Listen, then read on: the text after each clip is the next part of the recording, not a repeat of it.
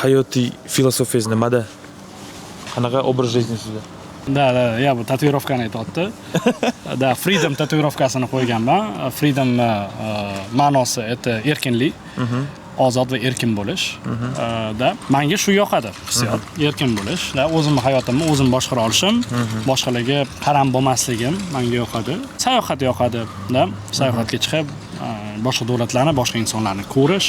Bu yerda har bitta tomonlama qarashlarim bor bizning. Da, masalan, to'ydan oldin yashab ko'rishim kerak qiz bola bilan, da, to есть yashab ko'rishim kerak va uydagi sharoitni ko'rishim kerak, qanaqa bo'ladi, uyda qanaqa yasha olayman. Masalan, bu meni prinsipim.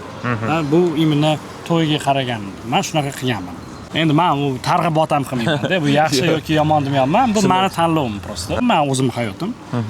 Men o'zim полностью to'liq javobgarlikni olaman o'zim hayotim uchun. Hech kim meni orqamdan nima deb грубо говоря ko'timni tozalashi ham kerak emas. Ko'rpacha ham yoyib berish kerak emas o'tishim uchun.